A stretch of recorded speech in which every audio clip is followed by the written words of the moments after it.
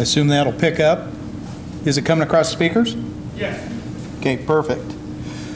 Well, thanks for having me here today. I'm with the Oregon Department of Fish and Wildlife. I'm in the Umatilla District.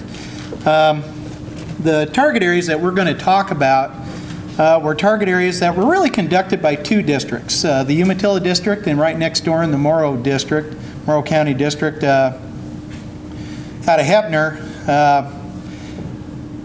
The Heppner unit is divided by the two districts. The two districts work together on the Heppner target area, which came first. And then the Ukiah target area came immediately after. And because the Heppner district had such a broad base of experience on the previous Heppner target area, the Heppner district came over and helped us on the Ukiah target area as well.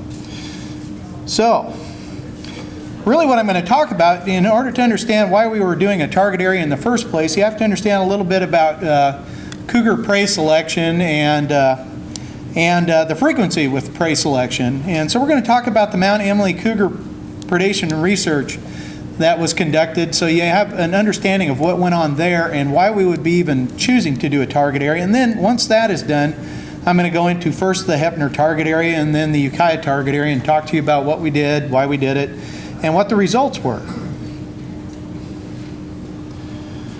Okay, so cougars as predators. Let's get through some background information first here. Well, they've been expanding populations since 1967. That's when they became a game mammal in the state of Oregon. Before that, they were a predatory mammal. That's a legal designation, and it was a shoot-on-sight situation for them legally.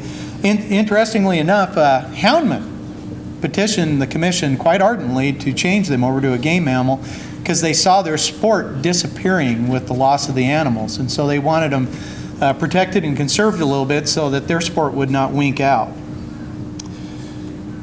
Well, the populations really took off in the late 1980s.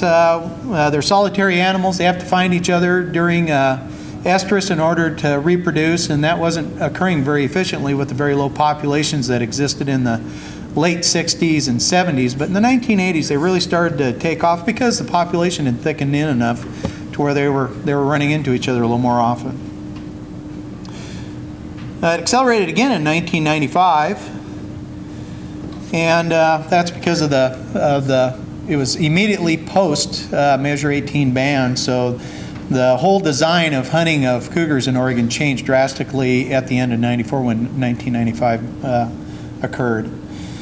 Now have some of the highest densities in the nation in some areas, especially in southwest and northeast Oregon, the two zones.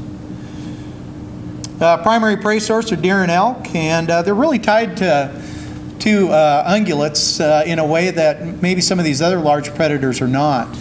And they really rely on deer and elk for their prey base. Okay, so this is a very important point, and I want you all to hang on to this as we go through it, because we might end up talking about it a little later. They're the bottom of the pecking order amongst the large predators, and what I mean is they routinely have kills claimed by wolves and bears.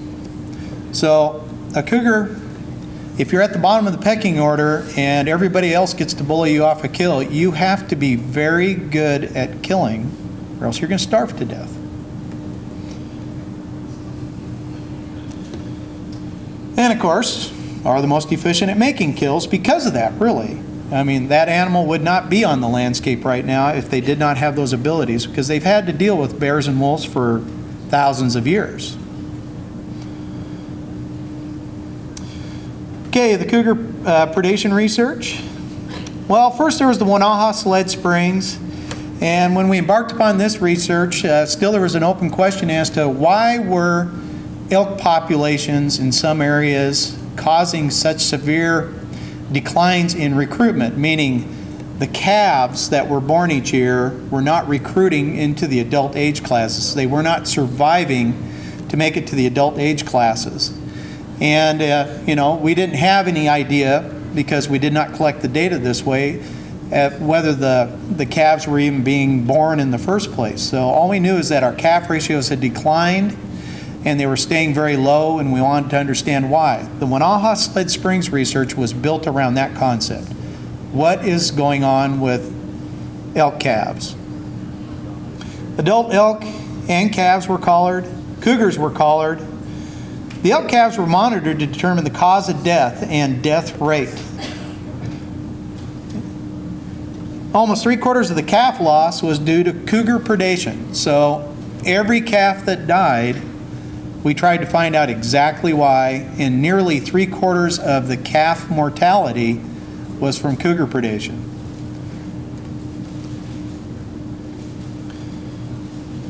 So 3/4 of the calves that died were caused by cougars, and basically half of the calves that were born every year didn't make it to be adults.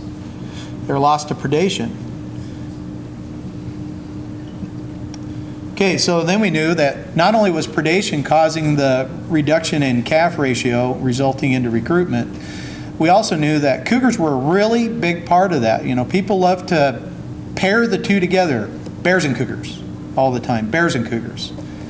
Well, it should be bears and cougars. Cougars are a huge part of that predation, and they outshine bears over 2 to 1.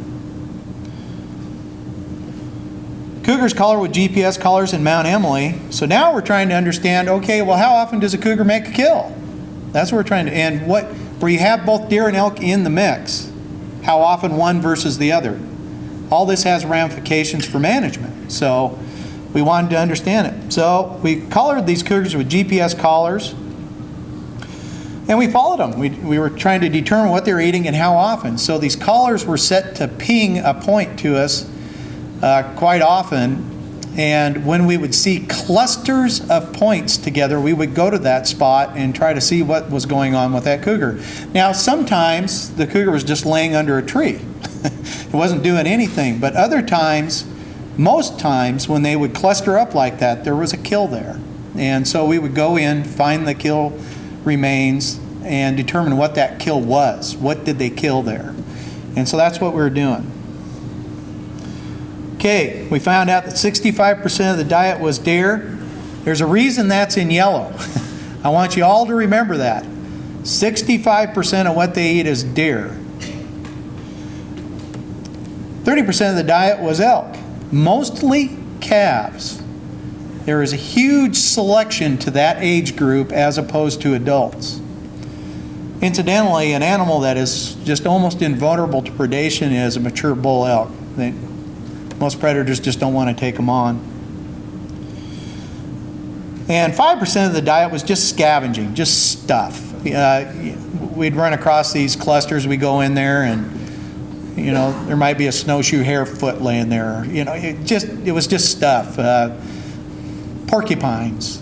They love porcupines. Wildlife Services used to do a lot of contracts with the Forest Service to shoot porcupines. They haven't had to do that since the mid-90s, as recently as 2000, because porcupines are nearly extinct on the forest. And it's the recolonization by cougars, I have no doubt, that has done that. When a porcupine's running around a forested habitat, if a cougar finds it, it's going to eat it. We've also found out that bears commonly claim kills from cougars. That, they wouldn't do a lot of killing themselves, but they would go in there after a lion made a kill and then bully it off. And of course, that really good nose on a bear really helped in that process. So the cougar has to in turn go make another kill. It accelerates their killing rate undoubtedly, because they're now not only feeding themselves, they're also feeding any marauding bear that comes by. Okay, so average cougar predation from Mount Emily study. So this is cougars are real individuals. There's a huge amount of variation in what they kill. And if you were to look at each individual cougar, what I'm about to show you could be drastically different. But if you boiled all those disparate kill profiles for cougars into one quintessentially average cougar, this is what you would get. The average cougar takes about 56 deer or elk a year. Just a little over one a week. So that boils down to basically 38 deer per cougar, of which about 50% were fawns in the study. 18 elk per cougar per year, and mostly calves. 72% were calves, so they really selected for those calves. They take 2 young animals Fawns or the take of young animals, fawns or calves, can be compensatory. And what that means, the reason I put that word in yellow is that you really have to glom onto this concept, because we're going to circle around to it. Compensatory mortality is when, let's say for instance, a cougar kills a deer fawn. If the mortality is purely additive, that means that that deer fawn absolutely would have become an adult if that cougar hadn't come by and eaten it. If it's compensatory, the cougar just got there and killed it and ate it before the coyote was going to do it 2 weeks later anyway, meaning the deer fawn was never going to become an adult. It was just taken by one predator versus another, or it was taken by a cougar instead of falling prey to pneumonia, or whatever the other mortality cause would be. That's purely compensatory, meaning it doesn't add to the mortality heaped upon the population and limits recruitment. It just was one cause being traded for another. That's what compensatory means. And like I say, we're going to loop around to this, so I'm not just telling you all this because it's just fun info. Okay, let's go to the target areas. So now we knew that cougars were taking quite a few animals, so we knew that cougars were the primary cause of calf elk mortality in a unit. And we went to a unit specifically, the Wanaha, that had very low calf ratios. We were talking about bad calf ratios in some of the Rocky Mountain states and stuff, and in Wanaha, the calf ratios were very typically under 15 per 100 cows, which is very low. You really need, well, the Cougar plan specifically calls for 23 calves per 100 cows for maintenance. Okay, so 15 is below that. And so that's just really a very poor, and since calves are the young of the year that get recruited to the adults, that is what supplies your biological surplus for hunting. That is the biological surplus, not the standing crop of adults. And so you have very poor fawn or calf ratios, you have very poor hunting recreation because you just don't have them to give. Okay, Heppner elk.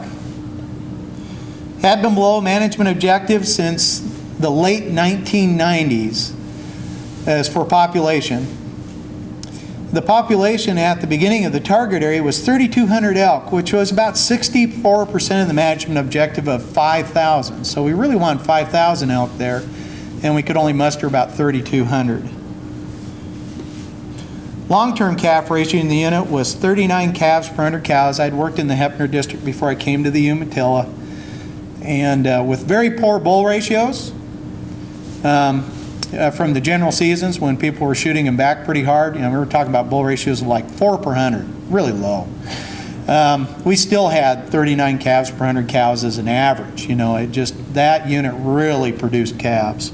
And of course, it created a lot of recreation. 1,000 bulls were shot there every year because of that. And it could do that year after year. Well, the 3-year average calf ratio from 2005 through 2007 was 16. So that's what we had dropped to. The 2005 calf ratio, here's how it breaks down. It was 16 in 2005, 18 in 2006, and 15 in 2007. So obviously it's a unit under recruitment stress, for sure. The population maintenance level in the absence of antlerless elk hunting, as identified in the Cougar plan, is 23 calves per 100 cows. The reason it's in the Cougar plan, there was a broad recognition that cougars caused a lot of mortality on elk, and so there's a dynamic in the Cougar plan about when you would initiate a target area. So Heppner Cougar, let's talk about them a little bit. Why pick on the cougars? Controlled season established in Oregon in 1971, but no cougars were harvested in the unit for 26 years because Heppner was not open. And probably appropriately so. There just weren't any cougars there. And like I say, in the early part of my career, I worked there. They weren't there, not in any kind of number. Harvest first occurred in 1997 when the season became general. That we opened up the state, and of course, poof, Heppner was all of a sudden a part of the harvestable area. Well, immediately after the season started, the first 3 years, this was the average take was 3.3 cougars in the unit per year. That's all people got. 97 to 99, right when it first started. Well, by the time we got to 2005 to 2007, the average take was 11.6. So you can see a rise there. Obviously, they had to be there to be taken.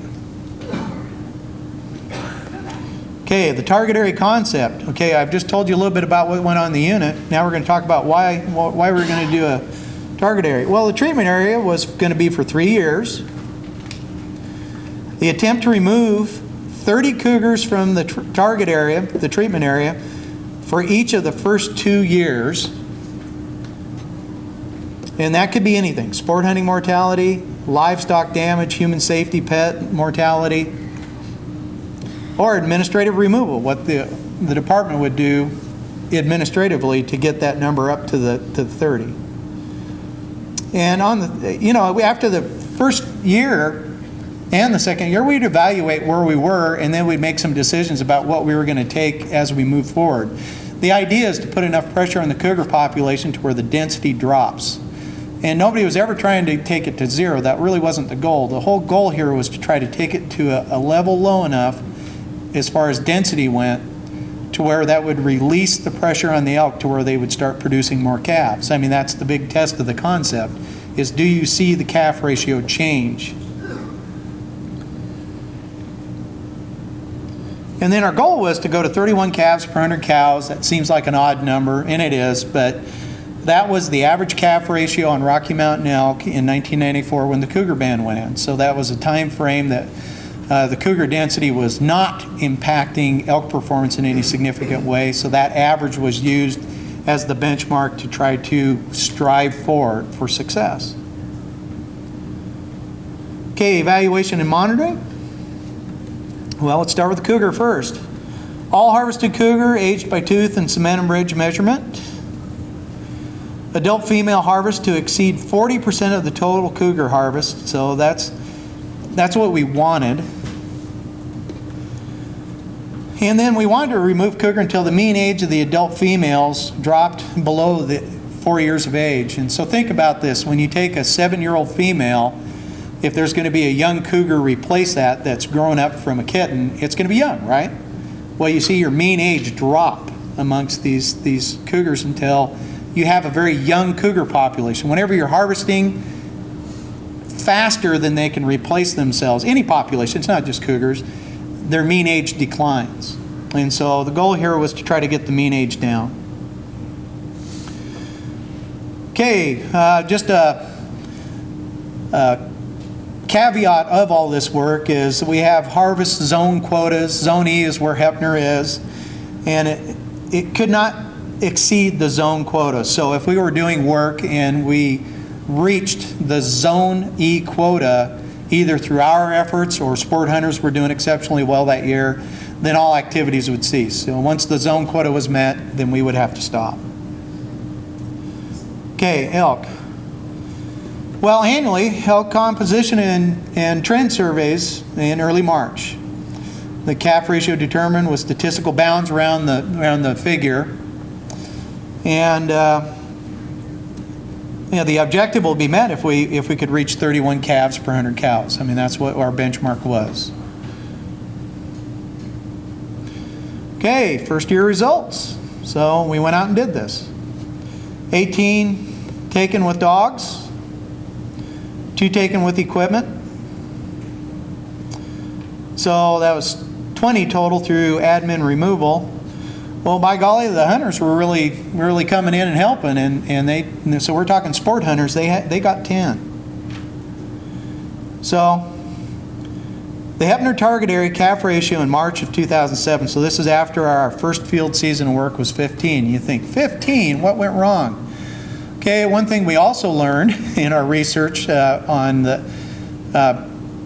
cougar take on elk calves was that they did most of this in the warm months of the year. So by the time we started our first season of work, the calves that would have been taken by that cougar population were already gone. You know, the season of work for us is the cold season of the year. So we'd start in March after the hunting seasons were over, or not March, but in November, and then we would end, essentially when the weather got warm enough to where we just couldn't work anymore.